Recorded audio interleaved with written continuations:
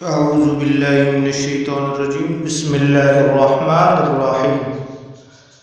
خلیفہ عبد الملک بن مروان بیت اللہ کا طواف کر رہا تھا۔ اس کی نظر ایک ایسے نوجوان پر پڑی جس کا چہرہ بہت پروقار تھا مگر وہ لباس سے مسکین لگ رہا تھا۔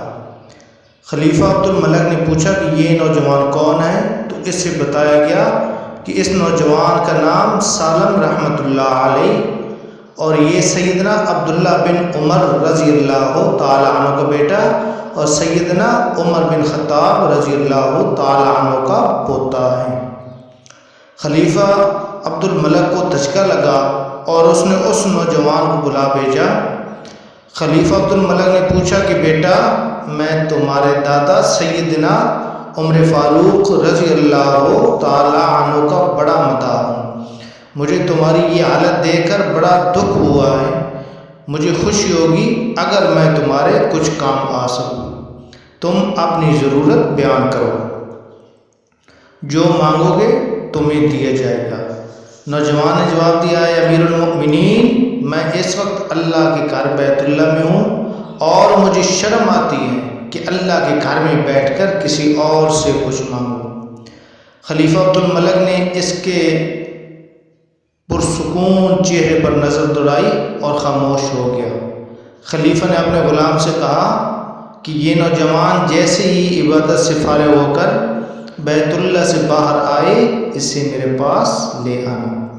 سالم بن عبداللہ بن عمر رحمۃ اللہ علیہ جیسے ہی فارغ ہو کر حرم کعبہ سے باہر نکلے تو غلام نے ان سے کہا کہ امیر المومنین نے آپ کو یاد کیا ہے۔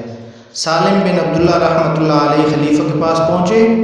خلیفہ عبد الملک نے کہا، نوجوان، اب تو تم بیت اللہ میں نہیں ہو، اب اپنی حاجت بیان کرو، میرا دل چاہتا ہے کہ میں تمہاری کچھ مدد کروں۔ سالم بن عبداللہ رحمۃ اللہ علیہ نے تاریخ 7 جملہ ارشاد فرمایا کہ اے امیر المؤمنین، آپ میری کون سی ضرورت پوری کر سکتے ہیں، دنیاوی یا آخرت کی؟ امیر المومنین نے جواب دیا کہ میری دسترس میں تو دنیاوی مال و متاع ہے۔ سالم بن عبداللہ رحمۃ اللہ علیہ نے جواب دیا، امیر المومنین، دنیا تو میں نے کبھی اپنے مالک اللہ تعالیٰ سے بھی نہیں مانگی جو اس دنیا کا مالک کل ہے، آپ سے میں کیا مانگوں گا؟ میری ضرورت اور پریشانی تو صرف آخرت کے حوالے سے ہیں، اگر اس سلسلے میں آپ میری کچھ مدد کر سکتے ہیں تو میں بیان کرتا ہوں۔ خلیفہ حیران و پریشان ہو کر رہ گیا اور کہنے لگا کہ اے نوجوان، یہ تو نہیں، تیرا خون بول رہا ہے۔ خلیفہ عبد الملک کو حیران پریشان چھوڑ کر سالم بن عبداللہ رحمۃ اللہ علیہ وہاں سے نکلے اور حرم پاک سے ملکہ ایک گلی میں داخل ہوئی اور نظروں سے اوجھل ہو گئے۔ یوں ایک پاک باز نوجوان حاکم وقت کو آخرت کی تیاری کا بہت اچھا سبق دے گیا۔